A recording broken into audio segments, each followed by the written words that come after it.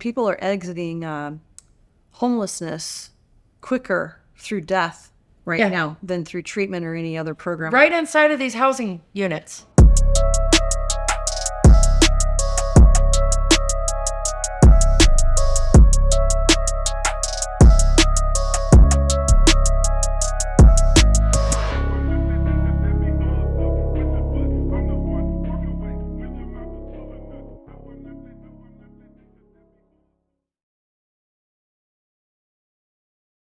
Thank you so much for agreeing to interview with us. So just for viewers' pleasure, will you please introduce yourself and let us know where we're at? Yeah, We Heart Seattle. I'm the founder and executive director. My name is Andrea Suarez. I've lived in King County for 24 years and Belltown for 15. So this is definitely my beat. So you live in Belltown. Yeah. Oh, you're right in the thick of it. 15 years. I'm pretty sure I smoked crack somewhere near where you. Yeah, I mean, I'm on first name basis with all the dealers on Bell Street. Yeah. Hey, mama. I'm like, hey guys, please don't pee in my alleyway today for me. I just pressure washed it, Yeah. So, it's getting along. It's a compromise, but they are there and we're neighbors. Yeah. So, okay. Well, have you, well, that's great. I mean, because it opens it up. So I was going to ask you if you live in Seattle proper. So, what have you seen things change over the last specifically 5 years? I mean, I know the downtown area has been what it is for quite some time, but have you seen things change over the last number of years? Well, yes. I mean, I was that person that defended this beautiful Emerald City to tears when people started to say things have really gone downhill. I don't have access to my parks. There's drugs everywhere. Crime. And I'm like, bye, don't let the door hit you on the way out. This is my home. I choose to live here. And I was pretty sad when a lot of my friends were starting to look elsewhere to live prior to the pandemic, kind of in that like 5-year plus window ago. And in September, exactly right here on Stewart Street, September 14th of 2020, right in the middle of the pandemic, I saw the despair and the decay of my city like I had never seen it before. And the silver lining, as we are here now 3.5 years later of the pandemic, is that grassroots organizations like We Heart Seattle and other community members throughout Seattle took action. And that day I felt defeated and was gonna cried home cried to my mom, my family, I guess I'm gonna leave. But then the very next day we started the We Heart Seattle Facebook page and now have, a following and a movement for beautiful and safe Seattle for all through civic engagement, through direct action strategies like picking up the needles. And so my opposition was, I went on to Twitter, went on to wherever and got the media involved. And I was like, well, there's needles everywhere. Yeah. Oh, well, you're a Karen. I go, what is that? Okay. Yeah. Whatever. Didn't understand what everybody was. I honestly, I still don't. Yeah. But I'm like, well, I'm going to go pick them up. And so after exhausting every other city agency, like the Find It, Fix It app wasn't really working during the pandemic. The Adopt a Street block wasn't up and running. Most of Seattle Parks and Recreation staff were at home because they were of vulnerable age. Mm-hmm. A lot of our Seattle Parks and Recreation folks are, in that 55 and over. And after I called the mayor, called council, S.W. I was doing tours with every city agency for that first 60-day window to get help. I was going to turn it all in. I was going to get all the neighbors activated to just simply complain. And then I realized it was just trash bags, sharps containers, and some pinchers. And I took $25,000 that I had in the bank at the time. I've since paid myself back. And went and bought supplies, bags, pinchers, gloves, vests, and said, how hard is it? And we just started picking it up and putting the needles in. How did you coordinate others? And who were they? It was the Facebook page, to be honest. One person knew one person that knew another person. And it started really in Belltown, and I started my first litter pick. And I was also creating a lot of awareness about the Metropolitan Improvement District and making sure that on the back of my card is the mid number. Yeah. And well, if everybody just called the mid, the ambassadors that we see here, they have a $15 million budget. Let's have them pick up the trash and the needles and help the homeless. What was the response there? And that was right about the same time King County Regional Homeless Authority was starting to stand up. And Mid and John Scholes and that group, and John's my neighbor, my friend, and my colleague, said, we're really not doing outreach anymore. We're going to put that into this department. And so they weren't doing outreach. And then there was just a lot of policies around, we don't go within 20 feet of a tent. We don't touch homeless people's property. We don't go on slopes, said the parks. And what I learned was there was just a lot of bureaucracy and red tape and barriers to not only our governmental agencies, but citizens were also not embraced and as volunteers to take action. And so we just kind of plowed forward. And again, we used Facebook to do our first litter pick. I engaged Friends of Denny Park and the group from like Belltown United. And I just kind of was using all these different tools to make a bunch of noise, like who wants to go do a litter pick? And then we coalesced by engaging the media. And the media started saying, hey, there's this new group of people picking up all the needles in Denny Park. And unbeknownst to me, Ginny, and the most beautiful part and an unintended outcome of picking up the trash was that naturally we started to do outreach. And that was the magic of level setting the power dynamic in the park, on the sidewalk, in the greenbelt, that we're just picking up the trash as a form of community harm reduction. I started to get savvy with what harm reduction is and was not doing in terms of the needle exchange. I was pulling down wagons full, thousands and thousands of needles at a time. And are these needles being delivered to people by the needle exchange? Not only by needle exchange in King County vehicles, we're driving onto park property, driving onto school grounds. The famous one being Bitter Lake, which was just a huge news story for, at least a year, where an entire encampment took over the property owned by Bitter Lake School. And it was an outrage because Mayor Durkin at the time was like, well, that's your problem. It's the school. It's your private property. It's the school. And then the school was like, well, we're going to call the police, but we're ACAB. We're anti-police. We're defund.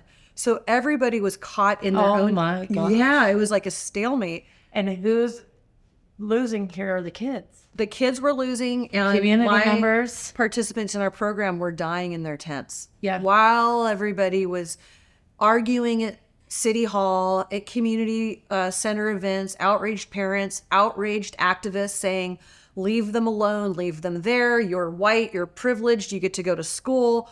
These folks are over here suffering from untreated mental health. Let's let them die in their mire. And they did. Oh, yeah. And they still are. They are. Yeah. So when you guys started doing outreach, when you were doing outreach with the folks that were inside of the parks and things, what kind of services were you able to connect them with?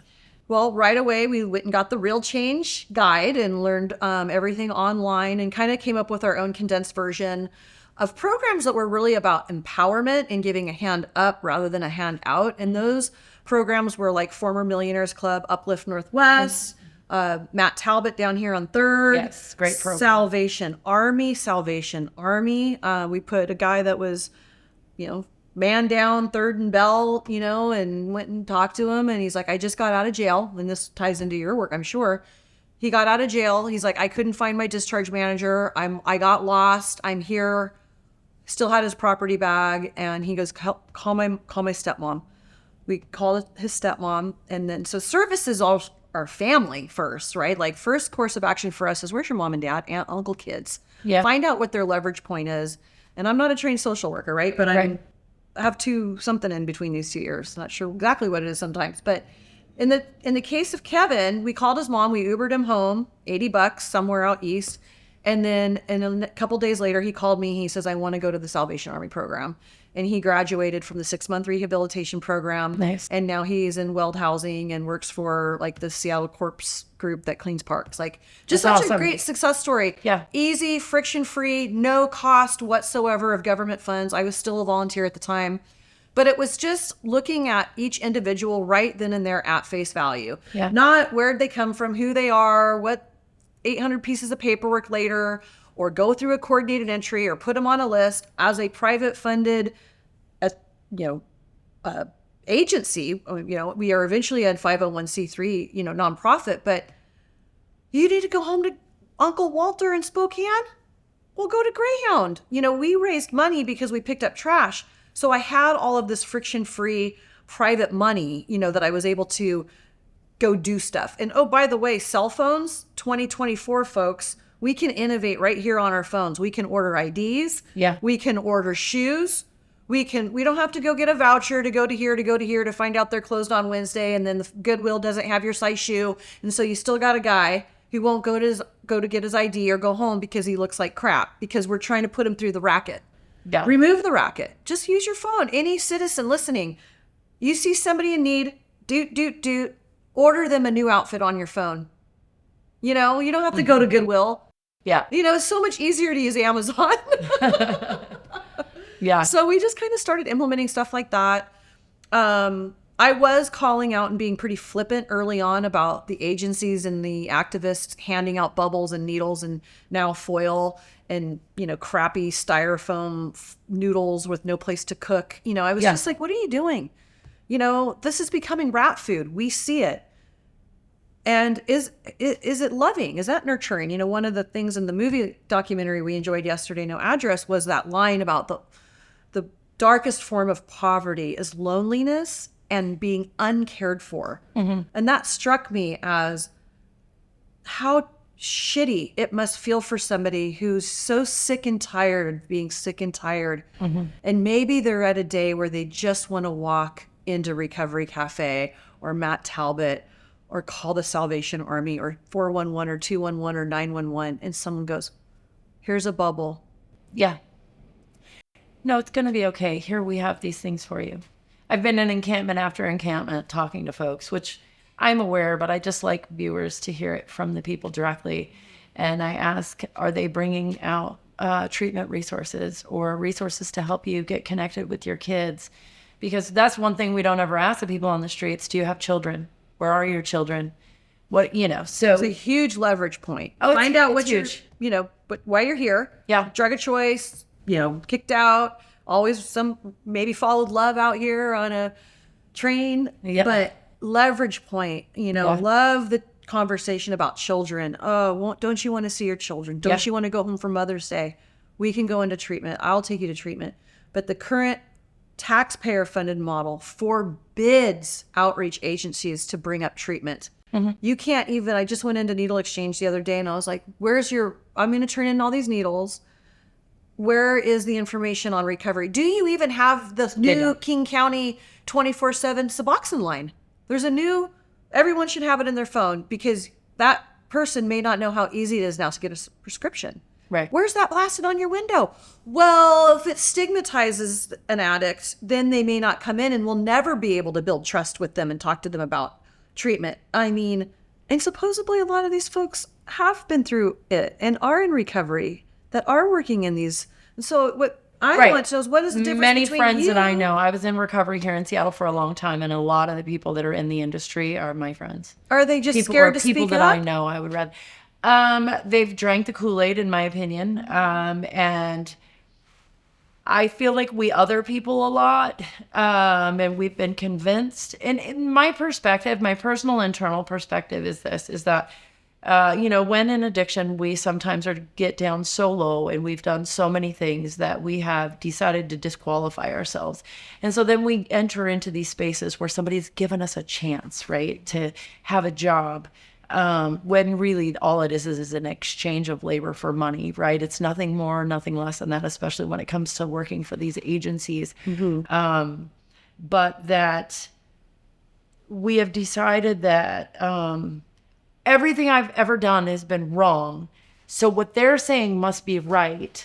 So let me follow what they're saying. And so when in 2019, when I made the decision to go back to school, I got some scholarships and I went to the University of Washington. Mm-hmm. A bunch of very, very intelligent young people and very, I think, well-intentioned professors and teachers and, administrators. They were pushing specific kind of narratives, and it's everything that I experienced while I worked in social services. So I just think that there's a mass indoctrination going on. For sure. Yeah. There's a mass indoctrination. And so I think that when, it's kind of like police that are trained to, or even correctional officers who are trained, sort of in an adversarial perspective, right? They're being trained based on things that they've experienced throughout the years of, law enforcement history, right?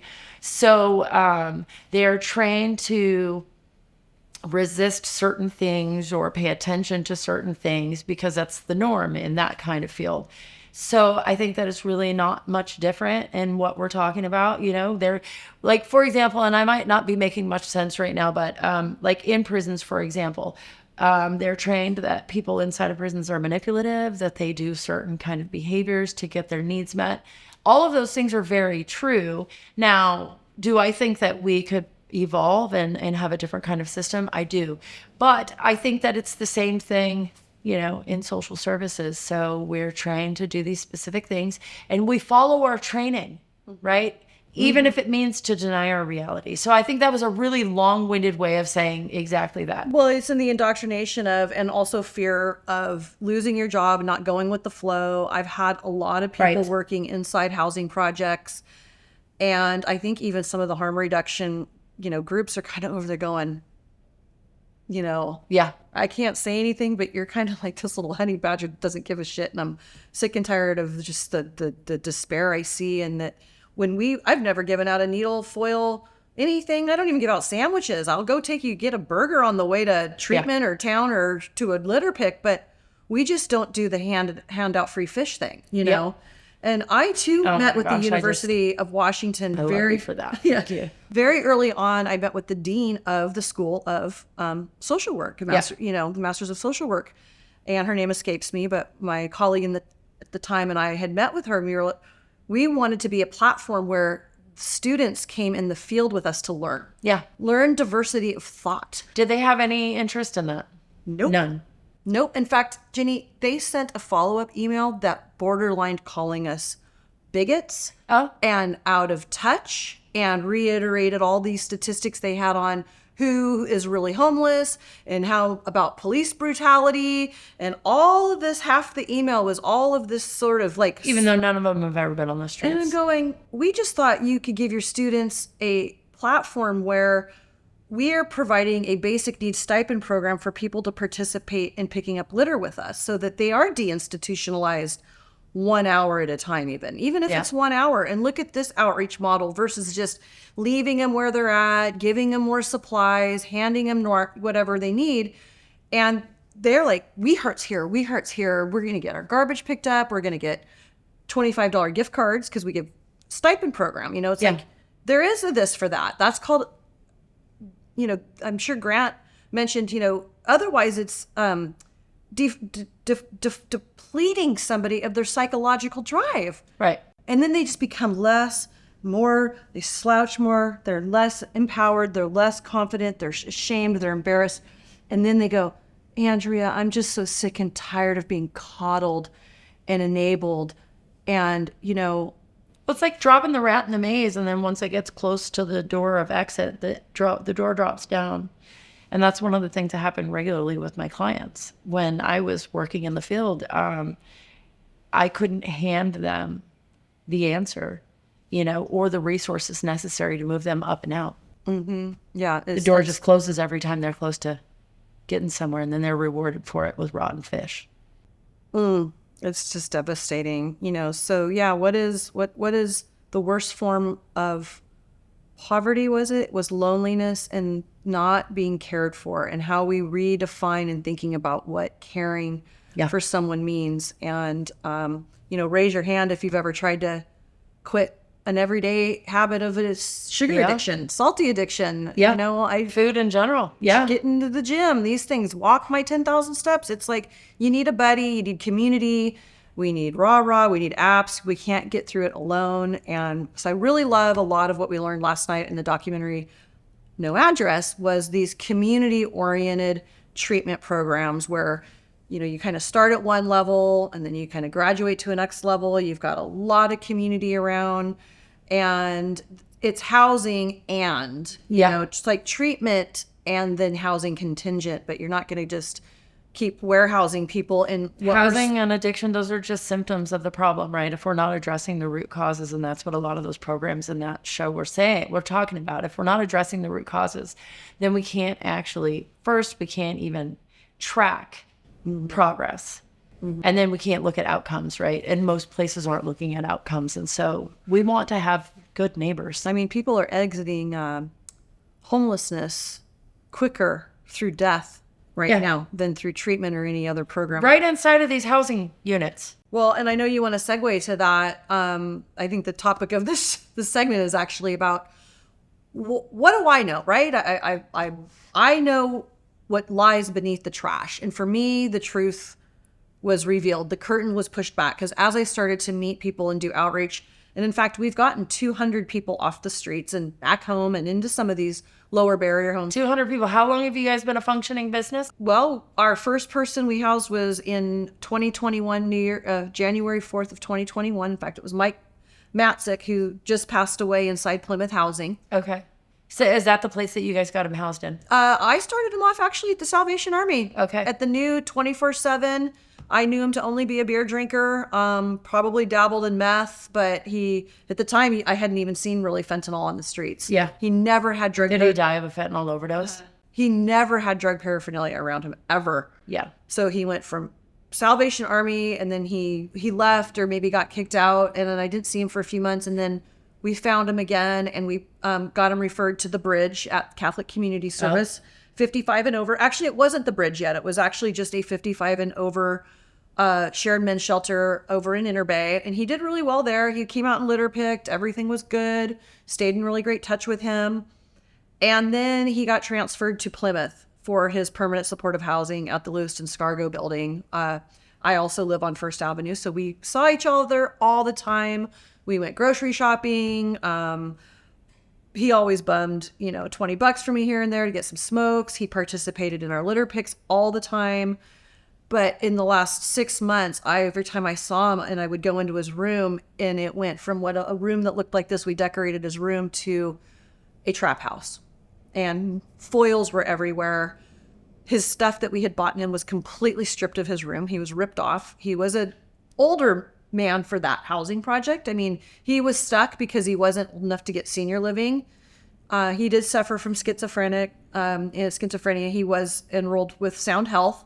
I found out from his brother this week that he was also at Western State Hospital for years. And that was like defunded or shut down, right? So you got mentally ill Mike, now homeless, and now his end of life story ended up at a low barrier house on fentanyl, with other people sharing his room, preying on him for his check, because he would get a $700 check. And I'm sure you have experience with the predator prey out there. Oh, yeah. You're a mark. And I'd start learning this from all the folks. Especially, they've taken the problem on the streets and swept them behind closed doors with a lot of these buildings. Yeah, and time and time again, we would see people, I'd backdoor referrals through church organizations, or sometimes the Hope Team would help us. Once in a while, we would get help with city council member Sharon Lee directly, like Lehigh, somebody might have been pregnant or something like that. But I don't have direct referral access. Right. So when I say I got 200 people off the street. Right, because you're not a social service worker. I mean, it was like beg, borrow, plead, steal to try to find somebody. Yeah, no, that's why I was asking, because that's huge. Yeah. Because I did work in housing within the social service network here in Seattle. Yep. And you do have to be a specific entity in order to make referrals. So for you guys to be an independent nonprofit that's getting private funding, for you guys to do 200 people even since 2021 is huge. Yeah, I mean, and sometimes it was never, there's a warming center, there's a mat. Like, it was 24/7 enhanced shelter, tiny homes, hotels, treatment, like Valley, Ituha, hook up with mom. You're going to go to treatment in Idaho, best woman there, Knoxville, Tennessee. I've got guys up in Alaska now. Bybee Lakes Hope Center, which we heard about in the film yesterday in Portland. We also look far outside our county, and we look far outside. We don't have any grants. We have some resources for treatment stuff too. So we have a treatment guide. We're like, what's going on? I saw a city worker one time, and I go, do you ever refer people to Camp United We Stand or Tent City 3? I mean, I consider outdoor shelter living housed. Now, to somebody who's housing first, they're like, that's not housing. I go, they're off the streets. They have a bathroom, a shower, food. Well, there are requirements within those tent cities. So, it is. To me, I mean, camping is a multi-billion-dollar industry too. Tents and propane tanks and cookers and things like that are a form of survival. That is shelter. We are counting that in our 200. That is not Yeah. Plymouth housing and Catholic community, solid ground housing. We would go up there and get like what's called external fills. And then Mark Dones, who was leading the Regional Homeless Authority for a while, forbid We Heart Seattle. Is that KCRHA that you're talking about? Okay. Yeah, they were like, don't work with We Heart Seattle. I would walk into Angeline's. What was their problem with you? They were like, I wasn't drinking the Kool-Aid. I was not with their ideology. I was like, housing first is not working. I've housed this woman here, including my own home. I've had people come in and live and couch surf in my place. I'm no longer married. But I'm like, Angel's been housed 4 times. She went to a hotel. She went to a tiny house. She went to rest. She went to my house. And she's 4 years later in a tent on the Burt Gilman Trail back in Ballard. What do you think, and let's talk about that just a little bit. Why do you think that she hasn't been able to stay sustainably housed? She has untreated mental illness. Okay. She is brain scrambled beyond galore. I mean, it's so heartbreaking. I mean, I see pictures of everyone's on Facebook, so you can go back and who's the mom, who's the dad, does she have brothers and sisters? You start going down the rabbit hole and you're like, this woman has children.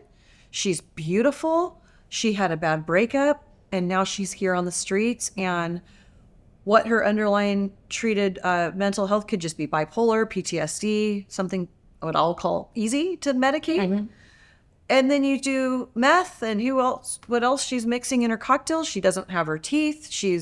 Doesn't have her hair anymore. She pulls it out. It is so sad to see her living in squalid conditions, and over again, she abandons and gets kicked out. She goes around and throws, lights stuff on fire. You can't light stuff on fire, Angel, but she's. And then the people from KCRHA have essentially went toe to toe against you. Yeah. They've letters. I mean, we'll walk into certain programs, my colleague and I, Tim, and they're like, yeah, it says we don't work with We Heart Seattle. I flagged this a couple times with the actual executive director of these programs and said, I just walked in with a girl who just lost her friend to an overdose with like thousands of dollars in donations that we collected from, to help her at a new beginning. And this has all been resolved. So thank you, Angelines. But this girl came around the back, jumped over the counter and was like, we don't work with We Heart Seattle. You guys harm the homeless. And I was like, well, because you're over here, because I don't hand out needles. And I say that you should go to treatment and you should get a job. And I got accused just by saying there's free dental work over at Uplift Northwest on Wednesdays. Andrea thinks all the homeless people have bad teeth and they're dirty because she wants to clean up after them. So I never said homeless people are dirty. I've never said they have bad teeth. I think that the work that you're doing actually proves the opposite. So if I were you, I wouldn't ever worry about defending myself, because honestly, the work that you're doing speaks for itself. So hopefully you can take that. It's all old news, but early on, really even, actually there was a sweep today. You're obviously a threat to an industry. You branded. How dare you brand? You must be a capitalist. You branded. You're trying to. I'm a grifter. I'm a nonprofit grifter. I have been volunteering for 28 months and have no taxpayer money to this day. Free offices, free vehicles, a free working board. We have 13,000 hours of volunteers that have been picking up trash and helping homeless people out, housing them too. We have neighbors that are in our program that have backyard Airstreams and say, if you ever need somebody that's in transition that, won't burn the house down, we'll take them in. We have neighbors that do that, but just by even creating a logo, I was not a part of the tear down society. I was part of systemic whatever, because I was branding and, using media. Mm-hmm. You just, about your media. And I go, well, it helped me raise money to pay for DJ's 90-day private program that cost me $15,000. Mm-hmm. Aren't you glad I raised $15,000 to house? You should have housed him in the first place. You shouldn't have required sobriety. That's the ideology we're up against. It's not sustainable if you don't. It's not sustainable. So KCRHA, I believe on their website, they suggest that they support the dignity of the homeless individuals that are served underneath their umbrellas. What is your perspective on that? I read that in just about every different agency here on 3rd Avenue that this individual is the expert of their plan. They are the expert of their own path out. They know best. Their best self isn't maybe necessarily the way you think it should be. And so bodily autonomy and live and let live and meet people where they're at. And my response to that is it's not working. We have 4 people a day dying in King County. Overdose deaths have quintupled in the United States in the last few years. So since we've started this movement even, so it's not working. They're not their best self. Well, do they want help? They need help.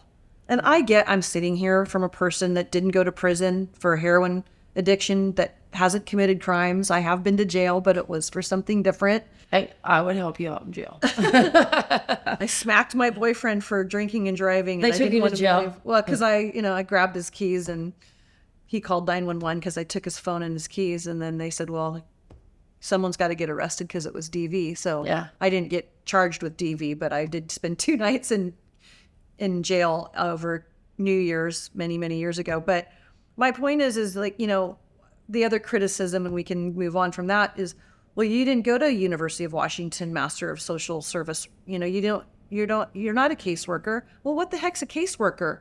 Yeah. You help somebody create a goal, plan, family friend, life coach, motivational speaker, Matt Foley, if you don't want your friend to live in a van down by the river, SNL fans listening.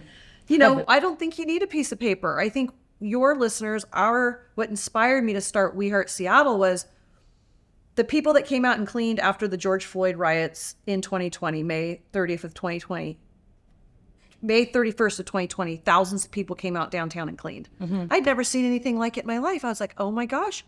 I wept, I videoed, it made headline news. I thought, well, what if all of those people every day took care and love for their fellow citizen in our city the way they did the day after the George Floyd protests? And that is why I started We Heart Seattle, is every one of us can lend a helping hand up to somebody. Get involved with a nonprofit that's doing good stuff like that. Find what your passion is. Even if you're already at a pantry or a church or working for an agency, think about how we can help the helpers teach people to fish. Mm-hmm. When's the first time that you went into one of the Housing First buildings? Gosh, it would have been Lewiston Scargo or one of the Lehigh tiny house villages where one of my clients, garbage from ceiling to floor, couldn't get in, couldn't see the bed. Yeah. What was your perspective when you found out that your client was moving into housing? Mike, I think it was that you had mentioned. Just based on an outsider's perspective, well, like, what were your thoughts about that?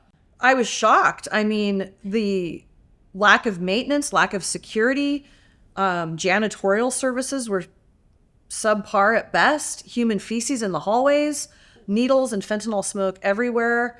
So it wasn't what you had pictured in your mind when you first learned that they were being housed. Well, then I started going down the rabbit hole go to their website and look at their funders and all these multi-million-dollar billion organizations, and then they have the cute little video of a person sitting there in their wheelchair with their permanent supportive housing, and maybe that person exists. And you know what? I'm sure they're like a franchise. There's some housing projects within CCS, within DESC, within Plymouth that are well-run projects that maybe are higher barrier, or they're putting certain types of demographics like senior citizens or people. I've only seen one. Right. I mean, I'm trying to give everybody the benefit of the doubt here, but as we keep putting more and more people indoors, whether it's through the LEAD program, that are not stabilizing first, they are drug dens. They're trap houses. In fact, even looking downtown, you can see the clusters of people using. They have keys around their neck. Mm-hmm. I mean, Michelle, who you'll meet next, she was living across the street in a doorstep under a bunch of umbrellas and garbage. And I've known her out on the streets for years. She's like a street doctor, street outreach mama, and I finally am like, Michelle, I know you have housing. Why are you out here on the sidewalk sleeping under umbrellas? And she confided, she goes, I can't go back into my unit because it's full of cockroaches and rats, and my oven doesn't work, and my plumbing's been shut off, and I can't even open my front door because so much stuff has accumulated in there. And after a couple more weeks, we went in there and we have footage of this. I'm happy to share it. Yeah, please do. Opening up a toilet seat and swarmed with cockroaches. And she was, using, and had her tooth now pulled. You would kind of listen to that in the film yesterday. Some people just need the back surgery or the tooth pulled, and they're not on pain peds anymore. They're there suffering because of physical ailments too. It's not all mental. Right. We need to talk about physical conditions too, right? So we opened up her door and we spent probably about $10,000 in labor and resources to clean up for her. And Catholic, the Josephinian was like, can you help us with all of the rooms? Because, we don't have the resources. And I'm thinking, you're a $50 million minimum mega corporation nonprofit. You have to ask, where is your money going? And it's not going to the people working on the lower end of the totem pole, I'll tell you that. They're like, well, Michelle's got to let you in. She's got to let us come in. She's got to open the door. And I'm thinking, those roaches didn't get there overnight. Mm-hmm. And all of a sudden everybody was opening up their doors going, well, I got no carpet. It's worn down to the bone. I've been asking for carpet for 20 years. And this guy over here comes out and he goes, look at my mattress. It's got black mold on it all around. So we started calling our friends, World Vision, and doing drives. I've got a couple beds back here. Again, Amazon. I was just sitting there going, Amazon, new mattresses, new linens, new pillows, new lampshades, because all of the units were just dripping in dust and broken appliances. And this is right across the street here. And you hear it all the time, that these places are run down.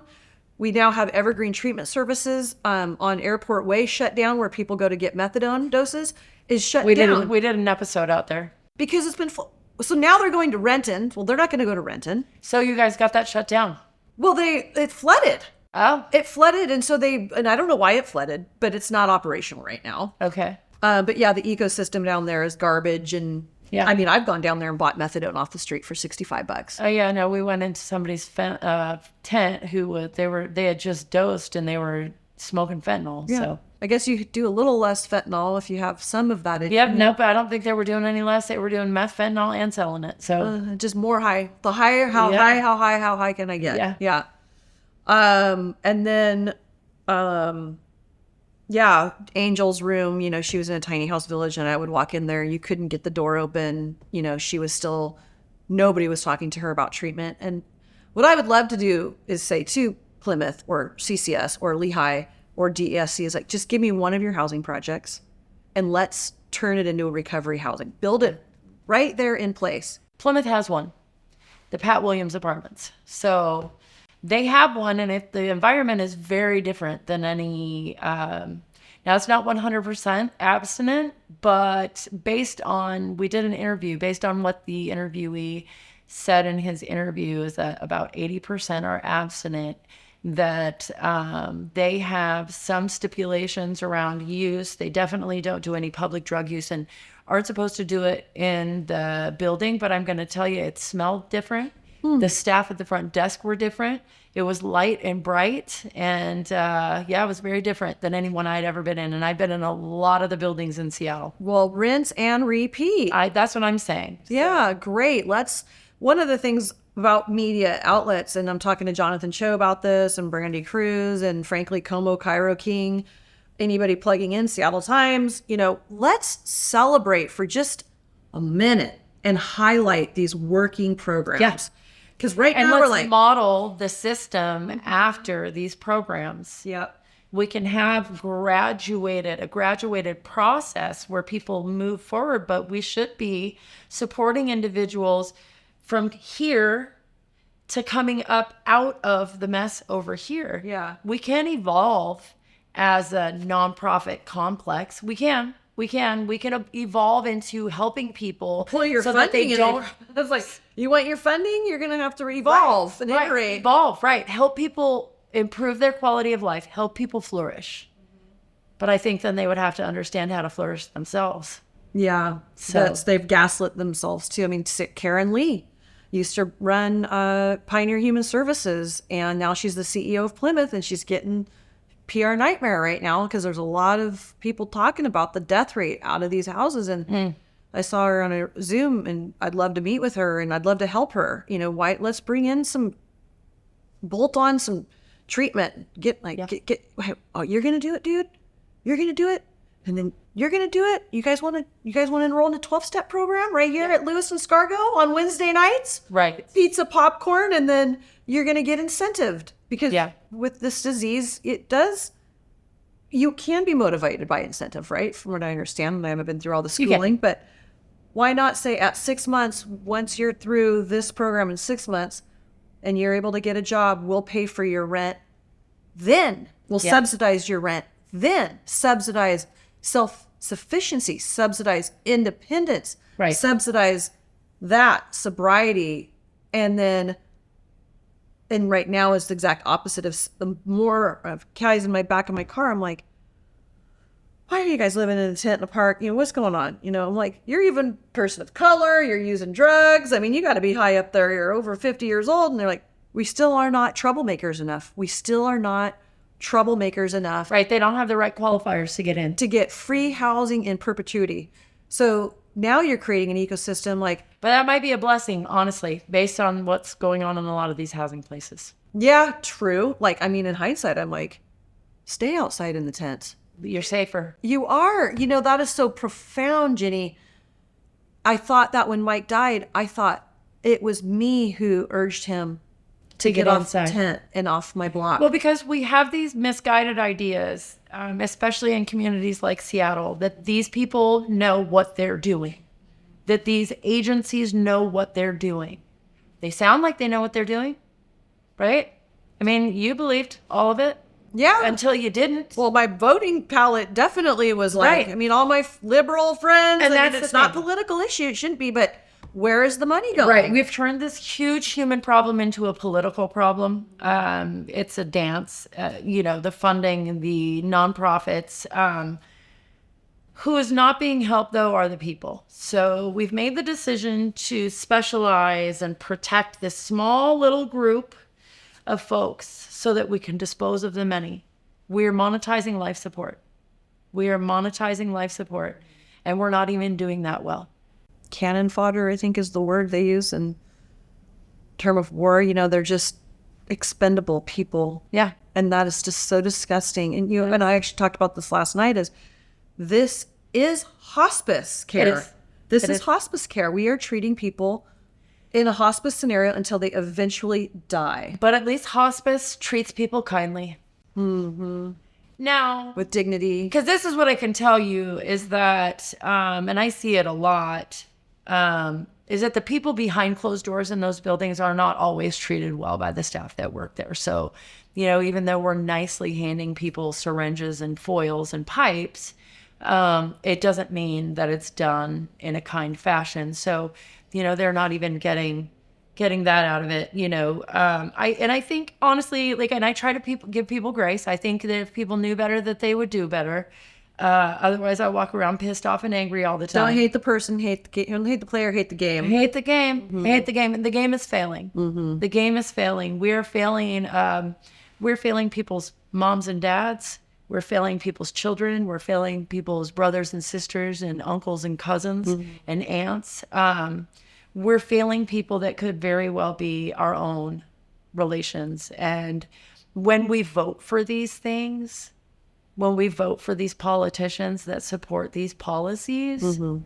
we're failing the individuals that are dying. And we think, oh, it doesn't matter because it doesn't affect me. But wait until it does affect you. Wait until it does affect your children or somebody in your family. Yeah, it's the old until it happens in your backyard to your kid, to you're punched in the face randomly by somebody walking down First Avenue or Third Avenue. But I think it has now 7 degrees of Kevin Bacon to everybody that this ecosystem has touched everybody, and why we have a supermajority of Democrats or a supermajority of moderates. Everybody's a Democrat in Seattle. I know. But I don't until they're not anymore. Well, that's the funny thing is my uneducated voter friends, citizens living in the suburbs, I go, what do you mean you don't vote in the general election? Don't you want to know who your city council member is? It happens to be Joy Hollingsworth now. Well, it doesn't matter. They're all Democrats. We're a Democratic, state. We're deep blue. Everybody that runs, we're all good either way. And I'm like, there's a huge difference. And there's a huge difference between the Republican Party. We can really look at the various shades of orange over here, okay? And then you have the same thing with the Democratic Party. There is a wild spectrum, very big spectrum on radical far left progressive policy, decriminalizing drugs, decriminalizing behaviors, crimes of poverty. Right. Oh, we are stealing a sandwich. No one's stealing Nobody's a sandwich. stealing a sandwich. That's like massive retail theft and serious assaults that are taking place. Because why? I mean, and we're seeing it right now with our youth. Every day when the news comes across my phone, it's about teens carjacking, teens robbing with guns, teens. Because why? Well, because we have shown it in the media that we've closed down all of these teen institutions. Yep. Nobody's coming. Well, I don't know if this is refreshing to hear or not. It's a wake-up call to the ineffective programs. Again, don't hate the player, hate the game, because it's rooted in harm reduction. But I've had big family foundations and philanthropic groups in this office who have said, we are no longer funding chronic homeless programs. I've left. They are pulling I'm out. glad. And they wrote everybody They're a dumping big their money in the toilet. farewell, bye-bye. We're going to invest in youth programs, youth education. And I thought, well, that's great. I'm like, well, I mean, we're helping the homeless, but we're really rooted in civic engagement. Right. And you said my favorite new word a minute ago, voting. Our voting patterns are going to our voters need to be educated. We've got to get more people to vote, because I think so many people think that their vote doesn't count. And then we have fear of voting, right? We have fear of not making the right decision. Mm-hmm. Sometimes it only takes just a second to look up a candidate and to find out what their previous policy has been throughout their career. It doesn't take a lot. Yeah. And we have to be really careful. Yeah. What we hear is maybe a slander email. That little blurb in the pamphlet does not represent what they've done throughout their career or the kind of experience they have. Yeah. But that is the means to my end. I said it in the panel last night. I know you left early, but my mantra, the means to my end, why did we do this? Why are we out there boots on the ground? It's experiential learning. Yeah. Learning by doing. It's empirical data that we need in this crisis to find our way out. What's not working is handing out needles. What's not working is leaving the trash where it's at, because that creates a place to commit crime and rape and steal. And so I have no idea why all this garbage was, I have to ask, why the hell was there 1 million pounds of trash for me to pick up? Right. I'm not exaggerating. If anything, I picked up double that. Yeah. But that means to the end is using this platform, your platform, as a means to educate voters that there is truth out there. We're not on mainstream media. We're not a part of a politically driven agenda. We're just here to save lives. Yeah. That's it. And you got to vote for people who will change and write and pass law. Yeah. Human lives. People. Human beings. Now we're losing little puppies, and a teen just got killed from a dealer who dealt her a... And there are more babies under the age of 1. Pregnant moms down here on the corner smoking fentanyl. 2 kids got, in fact, We Deliver Care right next door said, and this is even, they're like, we hated to do it, but we called the police and we had CPS come in and we had CPS take the 2 babies from the mom smoking drugs on the corner. I'm going, why are you so sad that you had to help these children and maybe save her life? I mean, good for you. Yeah. But that's kind of the environment, is we're like, I hate to do it, but we called CPS on these 2 kids. Yeah, I wouldn't hate to do it either. I wouldn't. Come on. Yeah. Well, I want to thank you so much for your service. Have you been in service here? I mean, is that your career? Service above self. Now I'm a Rotarian. I am a career woman. I don't have children, but the bolt hit me so hard. Social services isn't your career path. No, it isn't, but it's my calling, and I just didn't figure it out until I was 45 years old. Hey, I didn't figure out a lot of things. I think that's kind of what happens when we're, get to this age too. But I've always helped. My little brother has been hospitalized 4 times with mental illness. And when he was growing up, he struggled to graduate high school. And that was the first time I, hey, come home, come live with me. We went through, his school and got him passed and got him out of my mom's house. And there was just a lot of dysfunction going on. And he was suffering with his condition as well. But I loved helping my little brother. And one of the things I did, no training, didn't realize it was a thing. We cleaned his truck. We cleaned and shampooed his truck and got all the little French fries out and, made his place to go to work every day clean. And like doing those things is the nurture. And that filled him up, and he's doing great today, married with tons of kids and all that. But that was always in me. I just didn't have a place to express it. And when this happened, it was like, oh my gosh, this is my calling, and it is service above self. And Rotarians have taught me so much. People in recovery have taught me so much. People still out there on the streets are like, Seattle wants me to be a junkie. They want me here. This is the words out of someone right now on 3rd Avenue. Blessing, who we all swarmed around, 25 people, 6 to 8 providers. And we all went, he doesn't want help. So off the ambulance went, off the cops went, off mid went, off the cares team went, off we deliver care. And then somebody finally came around and got him up just enough to stick a cigarette in his mouth. And that's reward. Now you just rewarded him for not accepting help. Yeah. Do you ever ask any of the people that you work with on the streets if they like the condition of your life, of their lives? All the time. I mean, what do they usually say? They are demoralized. They're ashamed. I see people that I've known since my Denny Park days, 3.5, 4 years ago, and I'll see some of my old friends, that were there and who may have gotten transferred or housed. They see me, and they kind of turn the other way and they walk, and I see the shame. And I'm like, hey, Josh, man, how are you doing? It's all right. And, and they're like, it's embarrassing. I'm embarrassed. And I'm like, I'm not judging you. I might stigmatize the shit out of that fentanyl, don't do it. But I'm not judging you. Yeah. But you can see the shame. Yeah. And I know they see me, and I know they know that I see them. And that's the heartbreaking thing. It's so sad that 3 going on 4 years later, I'm like, Bubba, you're over here now, and he's like, well, I go by Ghost now, but yeah, good to see you. And I'm like, what's your end game, dude?